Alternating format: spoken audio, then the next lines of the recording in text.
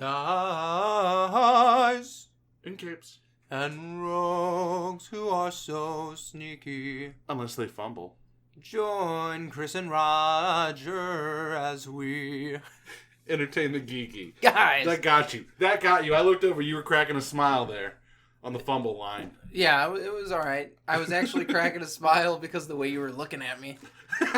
Well, it was weird because like normally you do the 5, 4, 3, 2, 1 countdown, and just all of a sudden you're saying it. I was like, what the hell's going on here? Yeah, no, the countdown was there. It was just in my head. What up, Chris? Roger, how are you? Good. So I want to talk about yesteryear because 95% of being a geek / nerd is Reminiscing. yes, and I want to reminisce of the glory days of 16-bit Sega Genesis.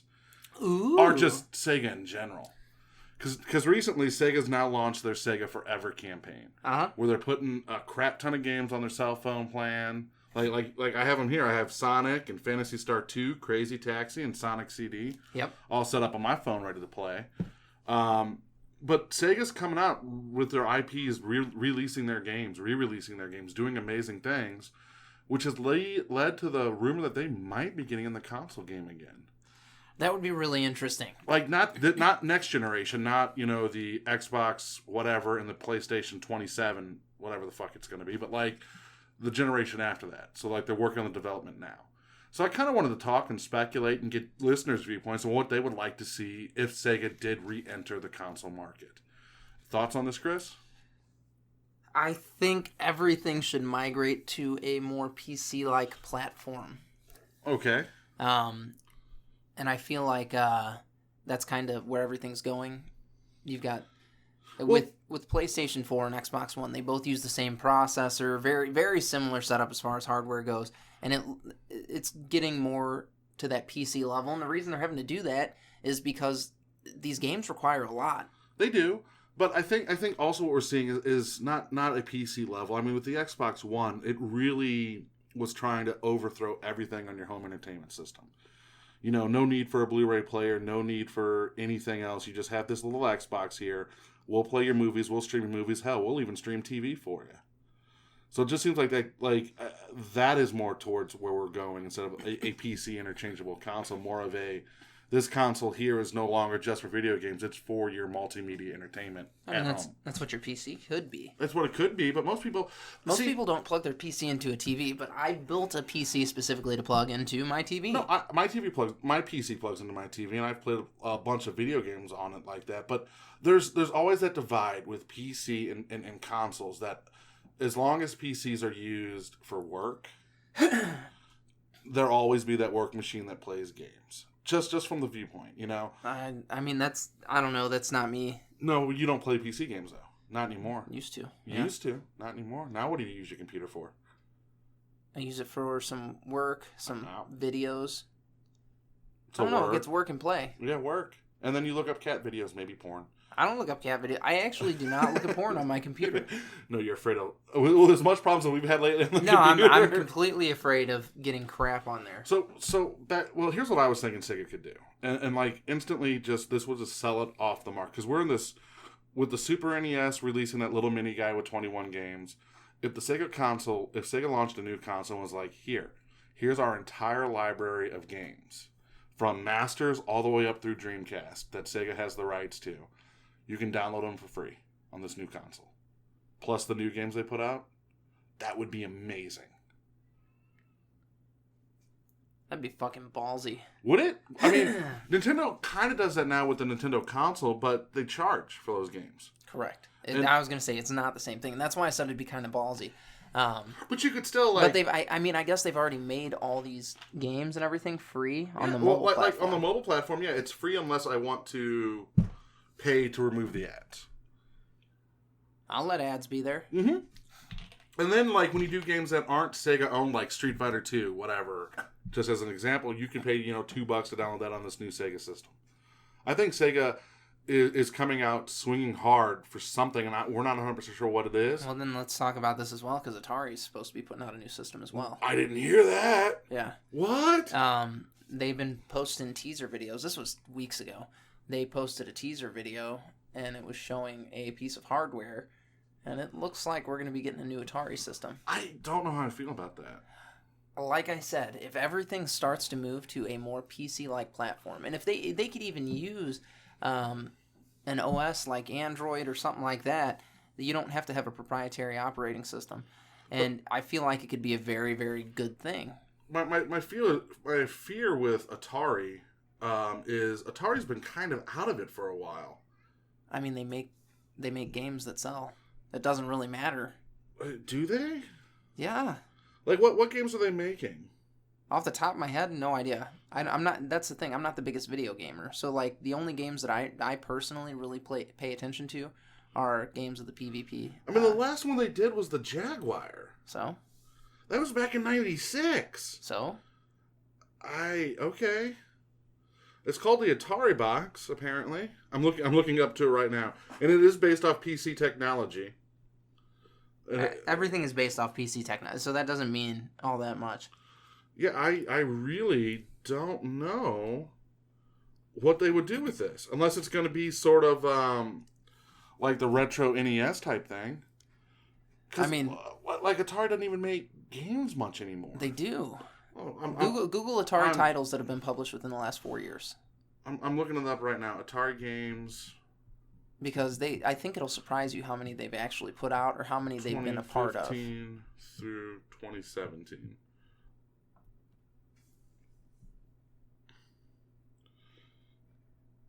See if we can get a full list here of them. I'm pulling it up. All right, 2015, Alone in the Dark Illumination. 2016, Roller Coaster Tycoon and Pride Fest. I didn't know they did Roller Coaster Tycoon.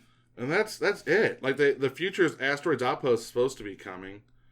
Interesting. They canceled The Witcher: Rise of the White Wolf, but 2014 they had a bunch. They had Haunted House, Cryptic Graves, Minimum, Roller Coaster Tycoon 4 Mobile, Boulder Gates 2 Enhanced Edition. So they're not even.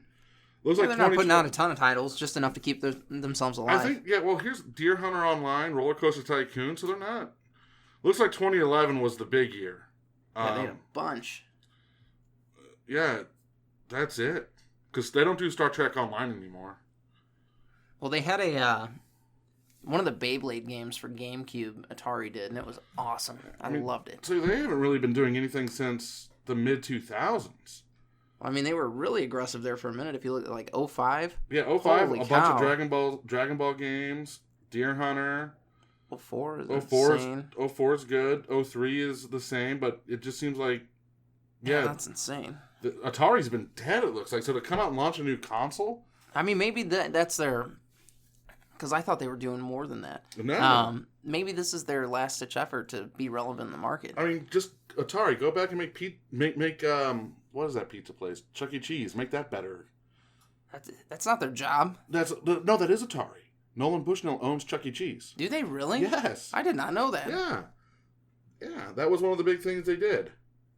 It's created a creepy place. A little bit, yeah. So yeah, it could be. I mean, it could be that Atari's doing what Nintendo's doing and re-releasing things. The problem is, as much as I love Atari, I think that retro age is a little too old to be excited about Atari coming back. Because every year you go to Target right now, you see Atari Flashback sitting on the table. Yeah, like they're for sale. But nothing has been like awesome like that Nintendo. But part of it is there's been zero marketing presence for that. I guess. I mean, there's been none, dude. Like if they would have done what Nintendo did, Nintendo hyped the hell out of that NES Classic. Yeah. And everybody was geeked for it because they hyped it right. You could play most of those Nintendo games on the freaking Wii, on the Wii U. But it's not the same. No, it's about how they hyped it. Yeah, and I'm really excited for the little mini SNES. So, and I'd be really excited if Sega jumped into the console market. Yeah, so it's about how it's done, and Atari's never come out like this before. No. And been like, hey, we're doing it this way. Well, to be fair though, I didn't know about it till just 2 minutes ago. That was a big deal, dude. Yeah, I just found out about it. Yeah, it was right after the Xbox One X or whatever got all the love that it got. It did. So I mean, yeah. So Sega's releasing all free classic games on everything from mobile, Masters, Genesis, Dreamcast, on iOS and Android. Yeah. So they're doing something awesome. Like right now, the list is like Sonic, Altered Beast, Phantasy Star 2, Kid Chameleon, Comic Zone. Oh, Comic Zone's a sick game. You've got virtual tennis coming soon. So yeah, they're rolling it out hardcore, and if that's the case, who knows what's going to happen? I mean, I would love to see Sega get back into it. I don't think. Well, that's just such a good marketing tactic, dude. Get your name back out there, And then roll with it, and because we've never kids today, like Xbox and PlayStation, that's not a console war. It's not. It's not like it was back in the 90s. Remember Genesis does what Nintendo don't. Like, the whole ad campaign was them just slamming Super Nintendo. Yeah. And we don't have that console where we had a little bit of it with the PlayStation 2 and the Xbox. I mean, there's still a console war between PlayStation and Xbox. It's just not the same. It's not like it was. No, and people are pretty much now. What I'm noticing more is that people are owning multiple systems. Yeah. Oh yeah. I own both. I own Xbox and PlayStation, are now Xbox, PlayStation, and Nintendo Switch. Though I do find that most people who own Nintendo products are extremely loyal. Oh, yeah. And tend not to get the other system. They're like, I got a Switch, I got a Wii U, I got a Wii, I don't need anything else. Oh, I don't, no. I know some Nintendo heads that definitely there's definitely some out there. partake in just about any system. But Nintendo's starting to get their act together and realize that this kid-friendly bullshit's not really doing it anymore. They're starting to actually put the adult quotation title games back on their systems. I don't know why they ever wouldn't have. Because Nintendo always wanted to be that kid-friendly company. It can still be kid-friendly. Well, no, and that's what they're realizing now, is that it can be kid-friendly and you can still throw out games because their proprietary stuff that they own, Mario, Star Fox, Kirby, the whole kit and caboodle there, will always be kid-friendly. But there's no reason you can't have Call of Duty on a Nintendo system. I mean, now you're just limited by the hardware. Yeah, and it doesn't seem to be a problem because I'm going to be honest with you, Breath of the Wild looks gorgeous. It looks good, but it doesn't look like the games are out on Xbox or PlayStation. It's not that good. I don't think it's meant to. And it's not as seamless. I don't think it's meant to. I think it's just meant to be awesome looking. And it's new. Like, yeah, it's older technology, but it's new. It's a new system, which always takes about 6 months to a year before you start hitting the graphics right. I mean, what you run into here, though, it's not just what they're using it's mobile technology. They're using an NVIDIA chipset. It's a mobile system, but they're using cell phone parts, mm-hmm. more or less. The other people out there that are building systems are using PC parts. My PC is stronger than my phone. Yes. I mean, not by much because some of the phones out there are insane. Yeah, they're getting that way. It's just it's not there. I feel like they could have done something with a little bit beefier hardware. What if Sega comes out with and just reignites the rival between Nintendo and Sega and says, "Fuck you, PlayStation and Xbox. We're going portable, and we're doing it this way." And they release this new system that's got all that downloadable content for you to play old school Sega games on while releasing new games. Because what does Nintendo have that nobody else has their hands in right now? The mobile gaming market. Nintendo biggest competitor when it comes to mobile gaming is your phone. I mean, the phone's way more dangerous than anything else, though. It is, but that's because there's nothing else out there. That's fair, but you can't even get your hands on a Nintendo Switch right now. Not Nintendo Switch, but Nintendo 3DS. That doesn't matter. That's their biggest selling system. That's fair. Because you can't buy the Switch. Well, no, I mean, Auctioneer Rob got a Switch today. Did he? Yeah. Where? Walmart. No joke. No joke. Because the last 10 times I've been to Walmart or Target, there's nothing. There's a picture up on Facebook of him holding his Switch in Breath of the Wild. Oh yeah, exactly. Hooray! Hooray! I got one. But no, there is no competition. The last one that tried to compete with the DS or with Nintendo's handheld was Sony PSP, which was a better system at the Nintendo had out at the time. PSP was really interesting. It was. And before that, it was like Sega Game Gear, which was better than the Nintendo. The Sega Game Gear was sick, but it was so big. It was so big, and the batteries were so short-lived. Yeah, that thing, it was too bulky. It did a lot. The system in and of itself. The Sega Nomad. The Nomad was the thing. Which was, hey, guess what? Just bring your Sega games with you from now on. Yeah, that was cool. So, it's odd that Nintendo's never really been pushed, and what we've known from Nintendo is once they get complacent in an area, they tend to slack. And the 3DS is not nearly as awesome as the DS was. The DS was big step forward. It was, but the 3DS was not. It was just, let's just add 3D, kind of 3D, if you're looking at it the weird way. I own a 3DS. It is what it is. You know, I bought it for strictly virtual console. Okay. I wanted Nintendo games in my hand. Fair enough. That's what I bought it for. Yeah. I think the person that is going to do the best, or the system that's going to do the best, is going to be the one that not integrates so much of you can take this game anywhere, but this game is everywhere. And you can log into your computer and play it. You can log into your phone and play it. Xbox is working on that. And with Microsoft being Microsoft, you know, they've got games that you can play on the Xbox and the PC that are now cross-streaming, where you're playing on the PC, you can be playing against a guy on the Xbox, whereas before that was not possible. Yep. And they're doing it now. Also, we're hearing rumors in the video game world about people playing on PlayStation playing against people on Xbox. I mean, that's been a rumor for a long time. Now, what you do have is games like Roblox. No matter where you're playing that, you can play that against other Roblox players. It doesn't really matter what they're playing on. Nope. And that's kind of how that should be. So, like, my son gets on my phone and plays with it. He's playing with people that are playing on PC or playing on Xbox or what have you. And that's the direction that things need to go. Yeah. I think we're leaning more... I think we're getting towards that, which is why in the future it might not matter what console you buy. It's going to take... Well, no, because then it's just going to be a matter of which hardware is the best and which one's performing the best. In any given time. Correct. So I think then when we get to that point, you'll see new systems dropped annually, if not every 2 years, instead of every 5 or whatever. Well, it depends. I mean, there's been so many gaps between system releases that we don't really know. The average lifespan of a system now is 5 years. Correct. Like I just said. Right now, but who knows? The next system could be 10 years. I mean, the fucking PS2 lasted how long? I don't know the exact dates of that. Here. We have the Google machine in our hands here, because it was like over a decade.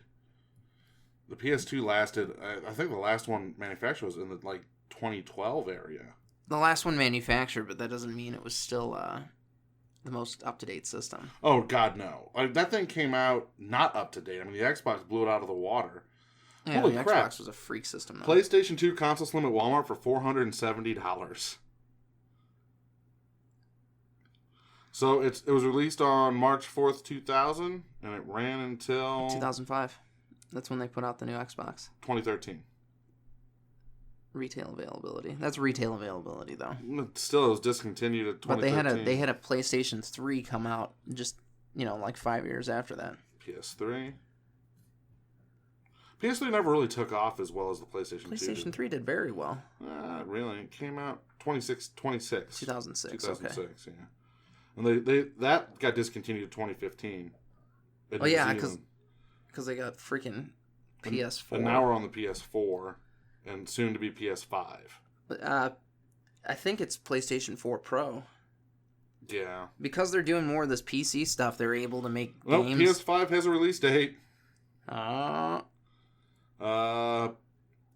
Keep talking. I'm looking it up. This is awesome.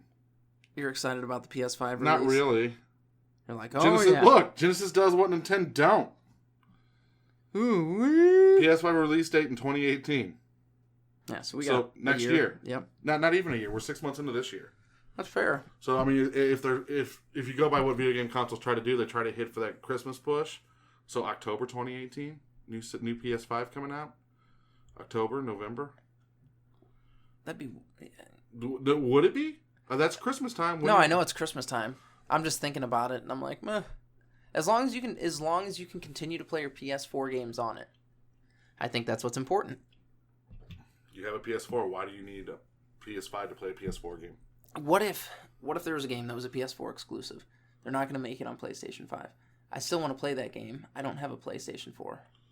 Sucks to suck. No. Like, you should have that ability to do so. No, you know what? Here's the thing. And if backwards compatibility is nice. It's not necessary. It should be an expectation of consumers. Should it be? Absolutely. Hey guys, let us know what you think about a couple of things. One, backwards compatibility. Is that necessary? Two, where do you think Sega's going with this? Are we going to see a new Genesis console? Maybe a Dreamcast 2? I don't know. Find out. Let us know on Facebook what you guys think's going on. All right, guys. And then go ahead and go over to slugfestgames.com. I want you to check out Red Dragon Inn, Battle for Greyport, High Noon Saloon, and Fishing for Terrorists. And many, many, many more. They've got some other titles there, and then they're actually working on some stuff with Level 9 games. Yeah. So that looks really awesome. Announcement for that, yeah. Yeah, that looks really awesome. Pretty excited for that. But go to their site, check them out. They do some really, really great stuff. We're huge Red Dragon Inn fans here. Also, guys, when you go to our website, entertainthegeeky.com, as always, like, comment, and subscribe.